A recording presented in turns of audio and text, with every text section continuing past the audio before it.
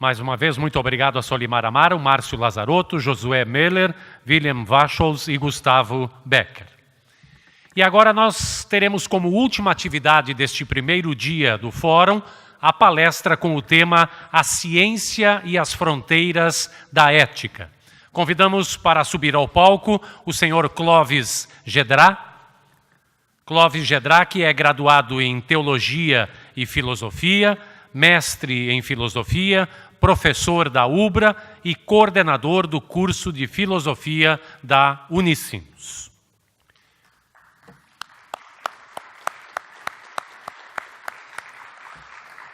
Nós vamos então à apresentação de Clovis Gedra. Quantos minutos eu tenho? Tá, eles tinham falado, acho que eu diminuir até um pouco.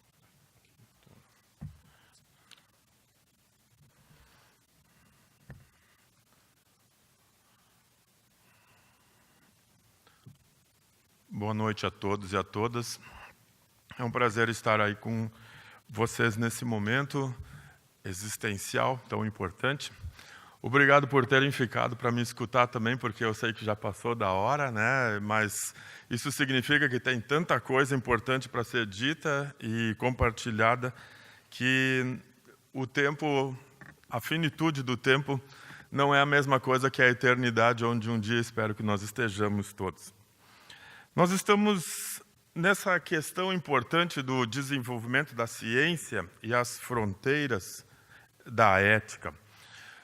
No mundo atual, onde nós estamos falando de inteligência artificial, e onde a inteligência artificial está trazendo novas descobertas, novas trilhas, certas dificuldades éticas também, nós precisamos repensar várias coisas do nosso mundo contemporâneo. Compartilho uma que estou trabalhando eu sou professor da Unicinos também, e num grupo de pesquisas que eu faço parte, onde como é que se vai encaixar o futuro da humanidade e o pensamento, compartilhando com um professor da Universidade de Fluminense, no Rio de Janeiro.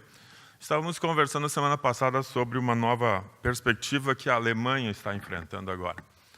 Nos Estados Unidos, a questão ética da inteligência artificial não chegou lá, mas na Europa já começou um problema sério de ética e de conhecimento, que é o nosso fórum.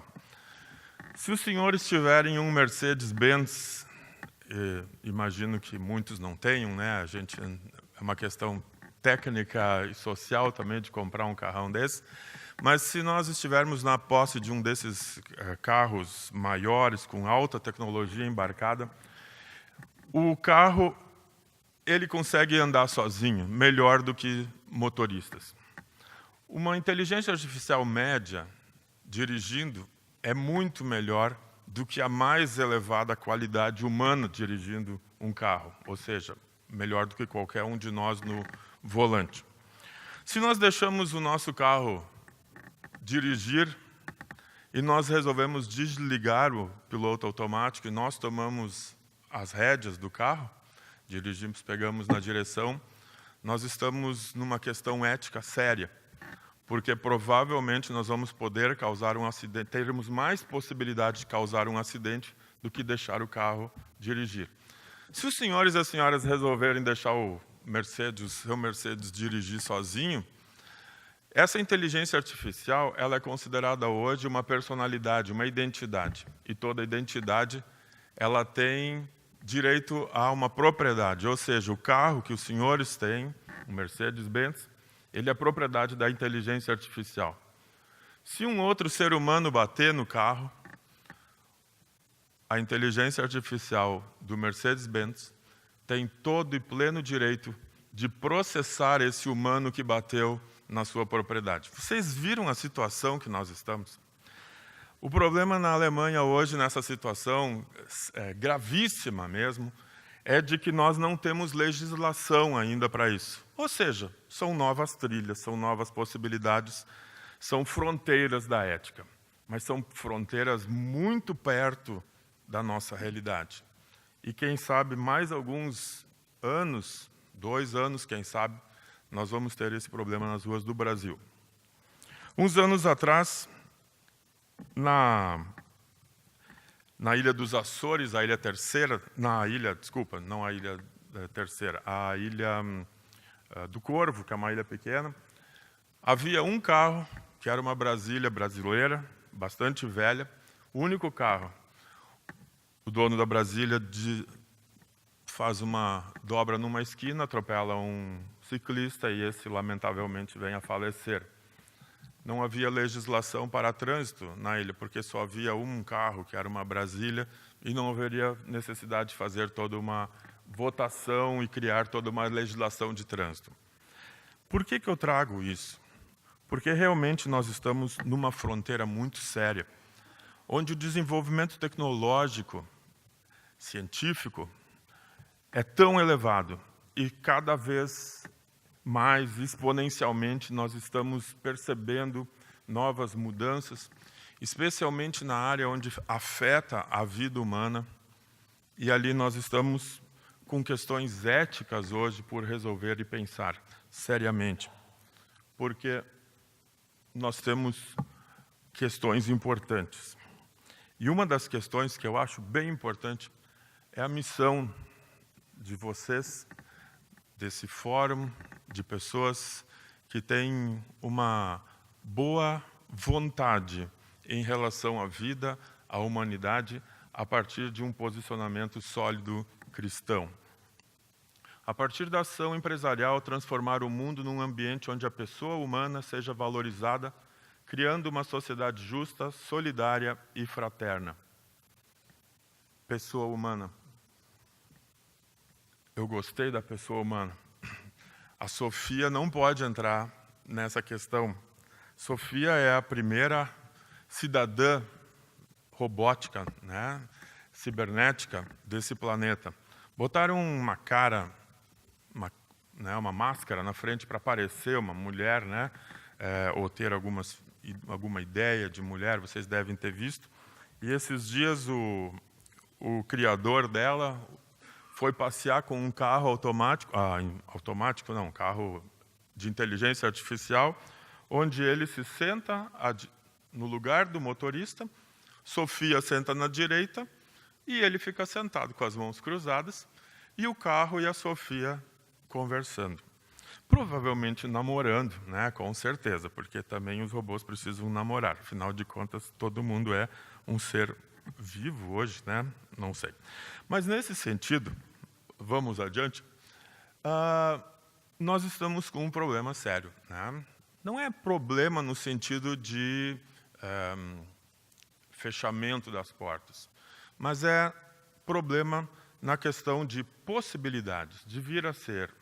E as possibilidades são as coisas que nos assustam, porque elas nos tiram da tranquilidade do nosso lugar, aonde nós estamos.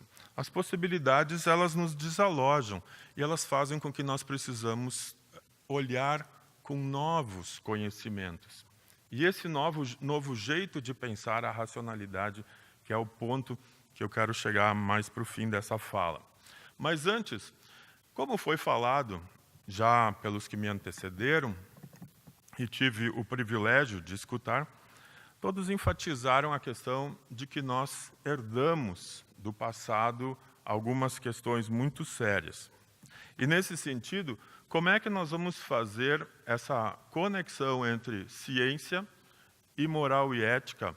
Ou seja, qual é o caráter que nós temos na formação humana do nosso mundo contemporâneo? É possível falar de ética na pós-modernidade? Eu aventuro a palavra pós-modernidade. Eu sei que na filosofia a gente discute muito essa questão, e na teologia se discute mais ainda. E quando vamos para campos do conhecimento, esse conceito ainda não está bem fundamentado, mas na verdade ele mostra que realmente a gente não sabe qual é o conceito que a gente tem que chamar. Porque nós estamos numa pós-humanidade, provavelmente, que é a ideia que vem vindo aí. Nesse sentido, como é que nós chegamos na pós-modernidade? Como é que nós chegamos nesse espaço que nós estamos convivendo hoje? Nós chegamos a partir de uma era moderna. A era moderna, como já foi falado, né, é a era que vem dali depois de Galileu Galilei, e principalmente Descartes é a pessoa que estabelece os padrões de cientificidade do nosso mundo ocidental contemporâneo. Vocês, com certeza, muitos já leram sobre isso com bastante profundidade, sabem do que eu estou falando, mas, rapidamente, para dar um embasamento e nós olharmos essa questão um pouco mais, de um ponto mais simples, nós temos ver que a ciência que foi estabelecida a partir do século XVI, ele se distancia cada vez mais daquilo que era ciência na Idade Média, onde a teologia era muito importante, era o fundamento da ciência, inclusive. Onde a universidade, e nós estamos num lugar de excelência aqui em Porto Alegre, todos nós sabemos que a universidade criada lá no século XII, ela inicia com o curso de teologia como sendo o grande curso da universidade. Em segundo lugar, o direito, não o direito civil, mas o direito canônico. Depois nós temos a medicina e o direito civil. Vejam, são os 4 iniciantes do curso que nós chamamos de curso superior. E onde estava a filosofia? Filosofia era a porta de entrada, todo mundo tinha que estudar filosofia para conseguir pensar logicamente, concatenar as ideias. Infelizmente, esse lado da filosofia parece que, de vez em quando, está sendo desconsiderado. Parece que, em nosso país, o que está se propondo é retirar esse curso de novo, principalmente do ensino fundamental. Isso é sério, isso é preocupante em nome da ciência, isso é preocupante em nome da humanidade, porque nós não aprendemos mais a refletir e refletir sobre a reflexão que foi colocado aqui anteriormente também já. Mas vejam só, tem mais um ponto importante que nós herdamos. Na modernidade, uma das questões que tinha ficado muito sério na época do final da Idade Média, né, quando nós entramos nisso que nós chamamos de modernidade, havia muita briga teológica. E os pensadores, eles se refugiam, de certa forma, na ciência. Eles vão buscar um lugar onde eles podem pensar sem serem, vamos dizer assim, segmentados ou prejudicados em sua vida particular através da importância que a igreja tinha na sociedade naquela época. O que isso faz? Com que as pessoas vão se recolhendo, né, na ciência como um lugar de paz, num lugar onde o conhecimento, nosso tema tão querido, né, desse fórum, o conhecimento, ele começa a ser subtraído daquilo que era antes importante, das coisas metafísicas, ontológicas e coisas mais elevadas em termos de espiritualidade, e passa para o chão da vida. E nós temos uma história durante 3 séculos que isso cada vez vai se segmentando mais. E nós temos, inclusive, dentro da própria teologia, o início da era de secularização. A era da secularização, temos Charles Taylor, que escreveu um livro muito bom mesmo, A Era da Secularização, que eu aconselho. Se alguém tiver tempo de ler, vale a pena. É mesmo um livro que traz essa perspectiva. Que após o período da Reforma, a era da secularização inicia. E nós cada vez vamos tendo mais distanciamento entre fé e razão, sendo que a razão ela quer se estabelecer como sendo puramente imanente e não transcendente. Tem inclusive Kant, que tem uma famosa frase quando perguntam para ele sobre Deus, por que ele não escreve sobre Deus, um cara tão inteligente, e ele fala lá nos Fundamentos da Moral, de que sobre aquelas coisas que a gente não pode entender, nós devemos nos calar. Isso significa, a razão não deve falar e explicar Deus. Deus não é explicável pela razão. Mais tarde, Kierkegaard, 250 anos depois de Kant, ele vai afirmar essa frase famosa no seu livro Post-Scriptum, As Migalhas Filosóficas. É um livro de 1845, 46, e lá ele diz, Deus não existe, Deus é eterno. É a frase que ele diz lá, mostrando intelectualmente que nós não podemos colocar Deus dentro da temporalidade, dentro da racionalidade. Deus é eterno. Então, quando nós falamos Deus não existe, não se ofendam, ele não cabe na existência, ele está numa outra dimensão. Essa é uma dimensão importante que foi sendo afastada. Na teologia, alguns anos, nessa época de 1800, tem um famoso teólogo chamado Feuerbach, né, que bota fogo na teologia, e ele estabelece que a teologia, ela na verdade, ela é um patamar antropológico. Então, a teologia, para Feuerbach, ele tenta tirar Deus da teologia, né? E ele diz, quanto mais você é inteligente, menos Deus você precisa. Sendo que as pessoas muito inteligentes, falando de vocês, distinta plateia de intelectuais, não necessitam de Deus, diria Feuerbach. Não é a verdade que nós acreditamos, mas, vejam, é uma questão importante que foi sendo o motivo de tirar Deus da teologia. Não contente, as ciências também continuaram. E na mesma época vem Karl Marx, vem a esquerda hegeliana, vem todas as pessoas que se opõem ao sistema de Hegel, onde realmente o Zeitgeist, o espírito, né, era o absoluto, a racionalidade absoluta, Deus, né, dentro do sistema teológico de Hegel. A esquerda hegeliana tira Deus e começa a estabelecer, né, o que realmente é a racionalidade. Apesar de grandes estudiosos de Hegel, eles tiram essa parte da espiritualidade, ou seja, da teologia em Hegel, e estabelecem a razão pura, né, a racionalidade pura, e isso Marx faz na sociedade, e mostra que Deus é um ópio, é uma desnecessariedade, né, não é necessário. Mais tarde, questão de poucos anos, pouquíssimos anos depois, então vem Nietzsche e consegue escrever que Deus está morto, no sentido realmente de estabelecer o término de um espaço. E assim nós entramos no século XX, onde a Segunda Guerra Mundial vai mostrar que a ciência, o conhecimento, é absolutamente uma coisa, não pode ser destituída de valores. Os valores estão presentes nas descobertas científicas, onde realmente uma bomba atômica precisa ser testada 2 vezes em cima de uma nação que já tinha perdido a guerra, não tinha mais condições, e eles precisam largar por uma questão científica. O que tudo mata uma bomba atômica? Não contentes, 3 dias depois largam a segunda, porque era diferente, para ver os efeitos catastróficos. Em nome de um teste nuclear científico, aproveita-se a guerra. Afinal de contas, ninguém ia achar mal largar uma bomba em cima dos japoneses, né? Mas eles já não tinham mais poder de reação. Muito bem, herdamos isso. Isso vem junto. O que nós temos nesse sentido em relação quando nós falamos de ética e moral? As pessoas saem da Segunda Guerra Mundial não acreditando mais na humanidade. A ética precisa ser repensada.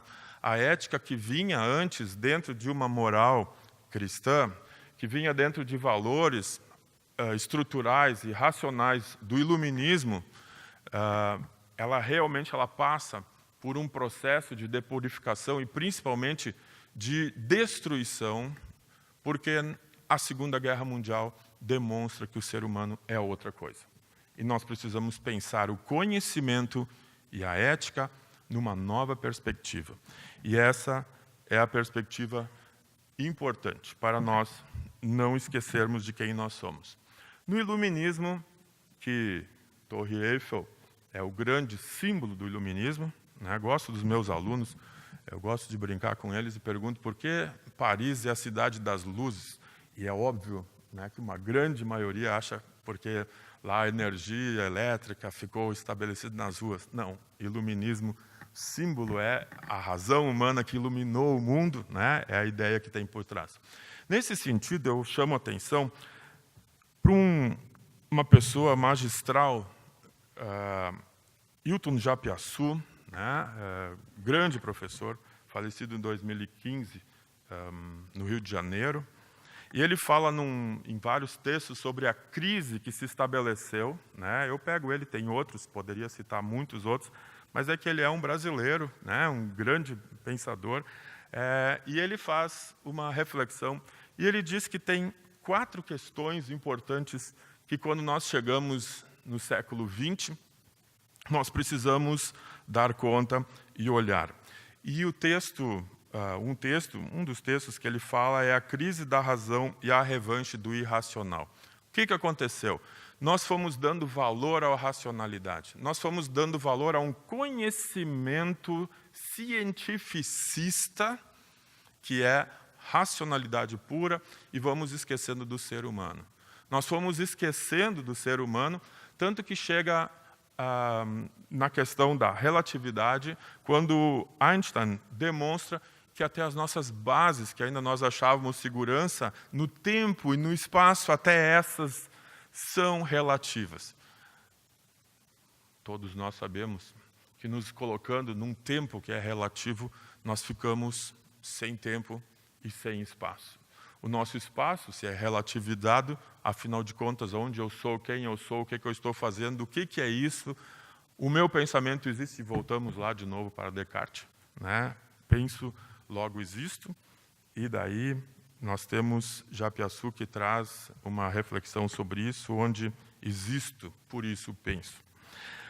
A questão primeira, né? Nós perdemos a confiabilidade, o desmoronamento dos ideais das luzes. Tá? O iluminismo acabou no século XX em catástrofe humana, demonstrando que o conhecimento não salva. A máquina de guerra também é um conhecimento, mas na mão humana, mal intencionada, com uma moral causadora de destruição e de poder absoluto autoritarista sobre outras pessoas, outros corpos, outras mentes, outras intelectualidades, é altamente destrutivo. O desmoronamento do ideal das luzes foi um choque estupendo no século XX e não foi mais reconfigurado. A segunda questão, né, que nós temos é a perca da confiança na racionalidade como regra e meta do pensamento e ação. A objetividade, que era a palavra tão fortemente colocada e posta por Kant, que depois, cito nomes grandes, mas agregam quantidades enormes de pensadores, teólogos e filósofos, né? Mas vejam, Kant, depois nós temos em Hegel, a racionalidade continua dentro de uma idealidade, colocando isso num tom mais elevado. Nós vamos ter daí uma crítica violentíssima de um dinamarquês chamado Søren Kierkegaard, né? Que vai mostrar, cuidado, essa objetividade, ela vai desencadear em nós perdermos a humanidade. E isso, há 150 anos atrás, ele já falava isso, que nós chegamos no século XX exatamente com esse problema. Mas o que ele chamava a atenção também? Né? Que o pensamento objetivo é muito importante. Sistemas são importantes, sistematização das ideias, sim, tudo importante. Mas se nós esquecermos o existente, nós, pessoas subjetivas, pessoas que vivem a vida na sua vida e na sua maneira de viver, se nós perdermos isso, nós estamos fadados a acabar e liquidar com a raça humana.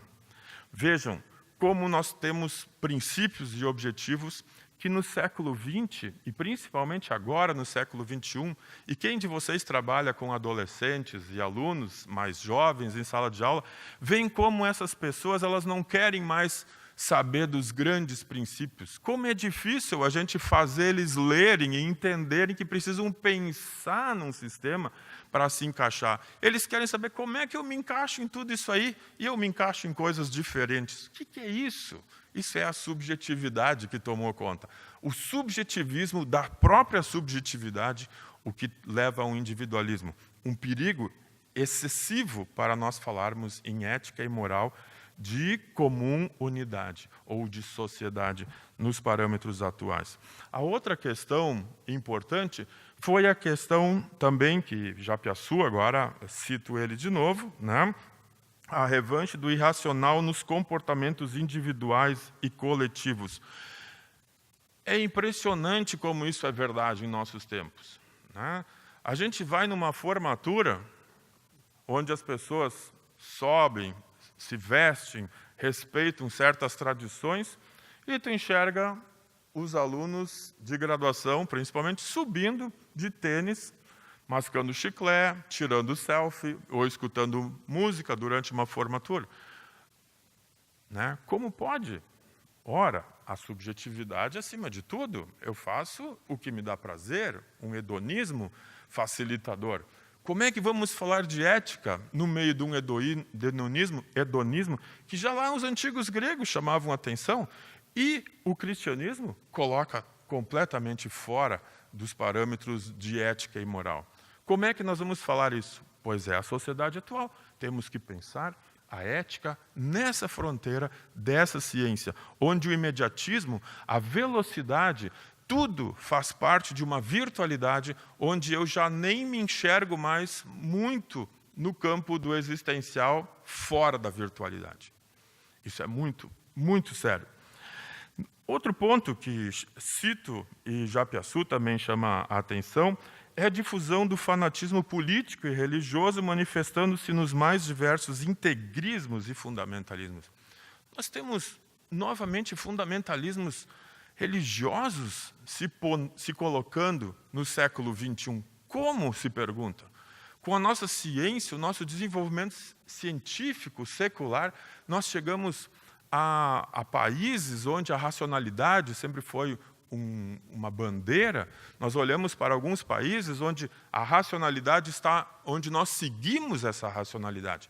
E nós vemos, de repente, religiões fanáticas, movimentos de todos os lados, independente de qual seja a religião, indo atrás de líderes que inventam novas maneiras de serem religiosos, onde, na verdade, um grande supermercado religioso é oferecido e a pessoa pega da prateleira aquele tipo de religiosidade que lhe interessa, dentro de uma era de fanatismo. A transformação dos princípios explicativos do mundo em um mundo onde perdem a sua autoridade as grandes estruturas socializantes, que deixam de ser portadoras de esperanças. Ou, como diz Japiaçu, os projetos históricos não mais mobilizam as pessoas. As pessoas saem em peso daquilo que eram estruturas que até há 150 anos eram parâmetros. Casamento, igreja, política, a política também, a própria segurança pública. Né? Uns anos atrás, a gente falava, olha, o delegado da polícia está aí. A gente se comportava, né? Porque, afinal de contas, era o seu delegado da polícia. Hoje, se é o delegado, se é o xerife, se é não sei o quê. Agora, se for alguém importante de uma rede social, não, daí a gente tem que se comportar. Vejam, são movimentos diferentes, onde a ética tem que ser pensada de novo, né? Para nós não perdermos o fio da ideia de comunicação, de congregamento, né, e como comum unidade da humanidade, da vida, onde ela é possibilitada. Nesse sentido, desculpem a brincadeira, mas os valores morais, né, na nossa pós-modernidade, ela está ligada mesmo com uma financiarização da vida. Nós temos vários escritos aí, vários pensadores que estão trabalhando isso de uma forma muito boa. Né? Um deles é George Agamben, né, que está vivo, né, já veio aqui para o Brasil também. Né, e ele fala bastante dessa questão do biopoder, ou a maneira como a nossa vida é controlada, como a de vocês, a minha, é controlada. E nós sabemos que cada vez mais a nossa vida é controlada de forma que nós nem mais sabemos muito bem quem está controlando a nossa vida. Muitos abrem o seu computador, né, e vão escrever alguma questão de busca e o computador já está oferecendo. Então, se vocês compram muitos livros de alguma linha de pensamento, sociologia, vocês vão abrir. A Amazon conhece vocês e oferece toda uma gama de 3.500 livros de sociologia. Se vocês trabalham com o direito, vai abrir muitos livros do direito. Por isso, fica muito difícil quando alguém abre o computador e de repente aparece em pornografia e a pessoa, nossa, o que está acontecendo aqui? O computador te conhece, ele sabe o que tu consome. Então não adianta mentir. Se um adolescente tenta mentir para o pai, o que está acontecendo isso aqui? A gente sabe, o computador te conhece. Então ele está te mandando o que tu tem procurado ultimamente. Vejam só como é que a gente está. Mas nós também, com isso, nós entramos numa questão de comunicação, onde a comunicação pode ser alterada. E nas últimas eleições aqui no Brasil, nós tivemos uma nítida demonstração da ciência e da técnica a serviço daquilo que nós chamamos de mentiras, fake news. Ou seja, hoje em dia, a verdade, tão importante na Idade Média, e depois tão valorizada pela racionalidade científica da modernidade, hoje a verdade ela entra num outro espaço que é, qual é a verdade? É a verdade que é difundida, e os computadores, eles veiculam, e eles alteram a velocidade e a quantidade de informações de acordo com a quantidade de informações que eles recebem. Então, se alguém escreve lá, nós estamos num fórum de sustentabilidade, isso é muito importante, e 2, 3 pessoas dão um like lá, então o computador vê, tem uns 2, 3, 4 lá. Agora, se alguém coloca na mesma hora alguma outra questão dizendo, olha, houve uma cratera na frente da PUC, caiu um meteoro, que horror, e todo mundo, nossa, deixa eu ver as fotos. Não sei. E muita gente, essa vai ser a verdade que talvez o mundo inteiro vai ver.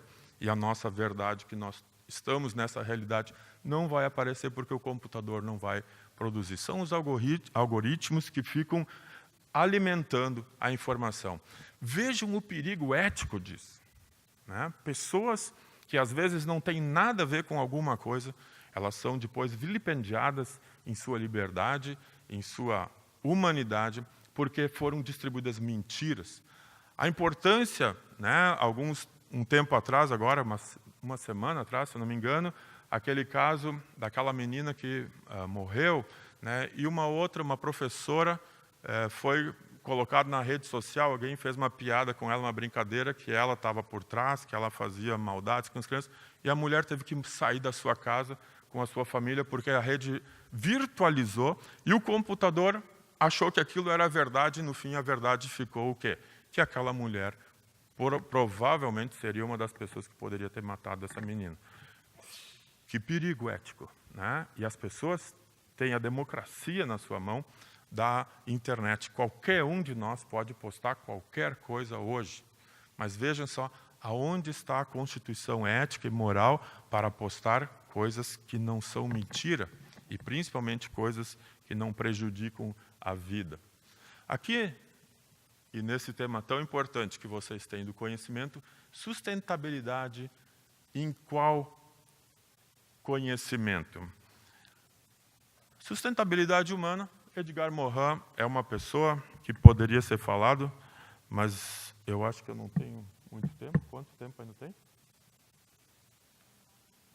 Então vamos passar o Edgar Morin, que vocês devem conhecer, né? Sustentabilidade humana. Mas tem uma frase de Fernando Pessoa que eu queria ler para vocês, pois sou do tamanho que vejo e não do tamanho da minha altura.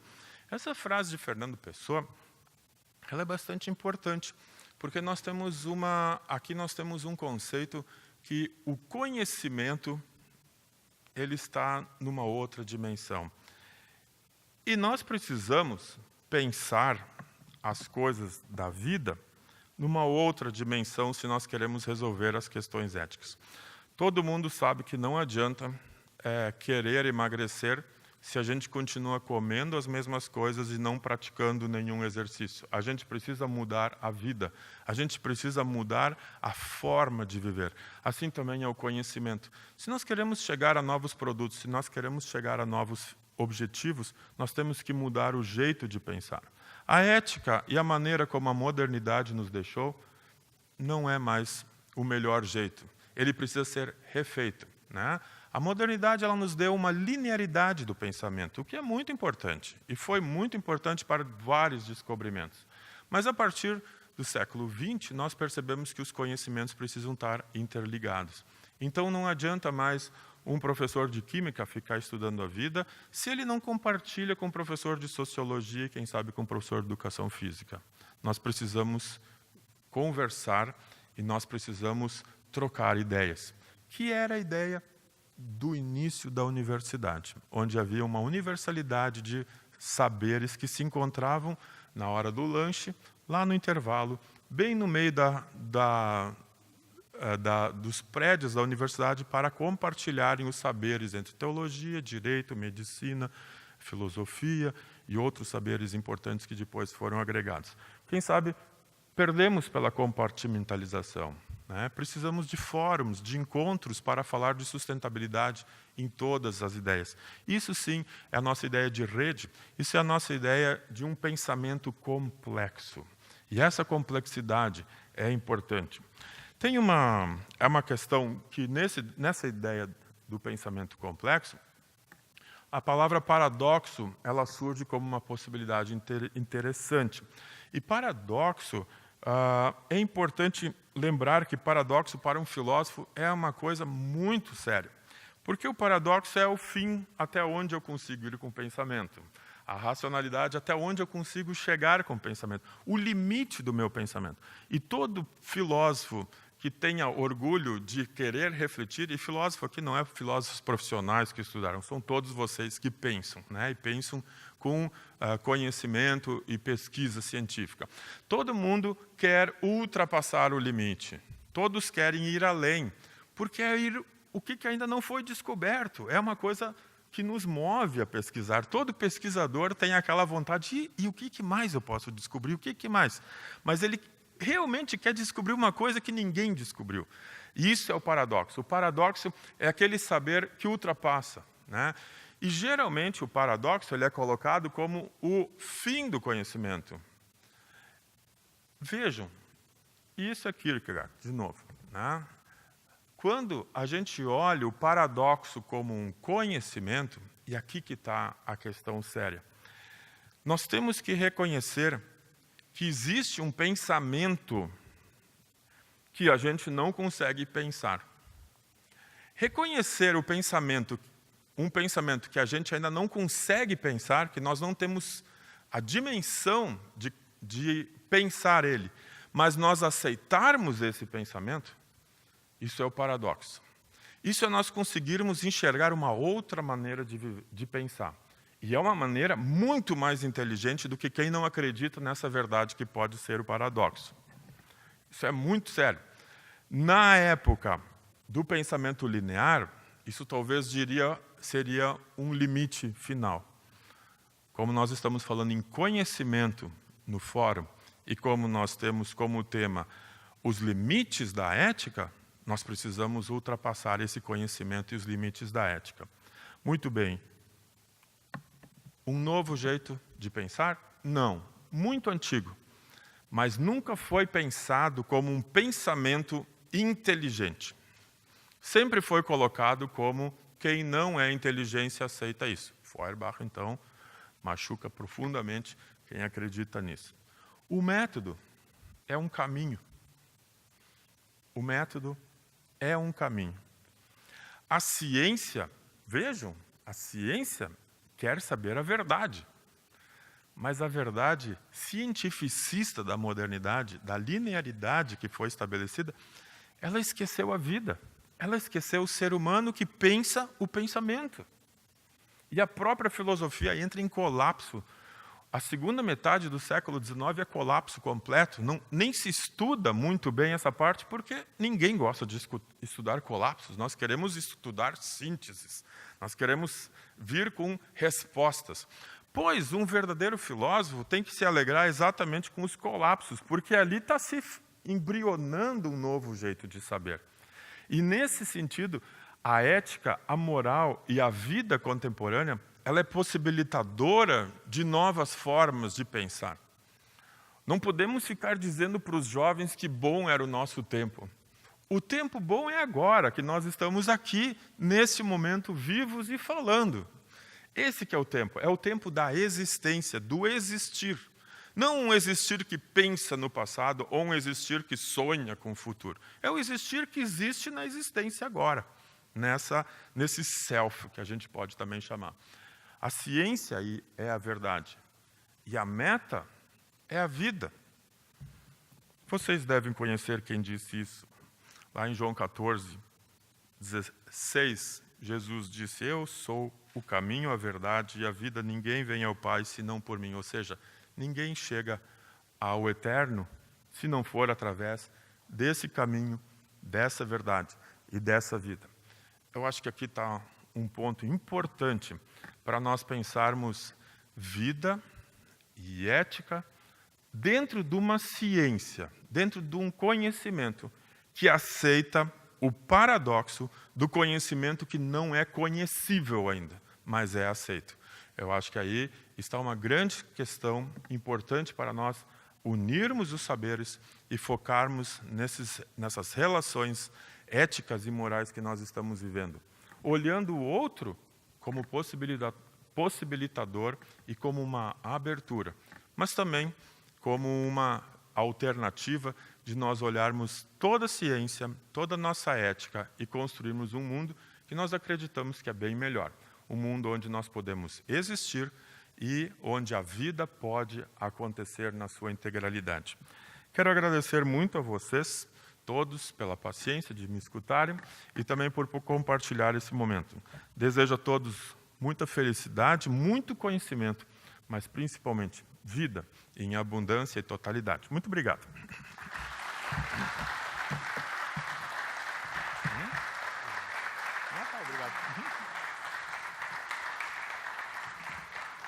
Nós agradecemos imensamente a participação do professor Clóvis Gedrá, que assim encerrou a programação do primeiro dia do 8º FAS. Nós informamos que a palestra O Conhecimento Aplicado com a nossa presidente da DCE São Paulo, Gigi Cavalieri, foi transferida para a programação de amanhã. Nós conseguimos um encaixe perfeito na programação de amanhã, então ela será ministrada pela Gigi Cavalieri, O Conhecimento Aplicado, a nossa presidente da DCE de São Paulo. Nós retomaremos os trabalhos do Fórum amanhã às 10 horas, com a participação de Percival Pugina, com a palestra O Conhecimento como um Bem Comum. Assim nós damos por encerrado o primeiro dia do Fórum. Muito obrigado pela presença de todos, uma boa noite e até amanhã às 10 horas.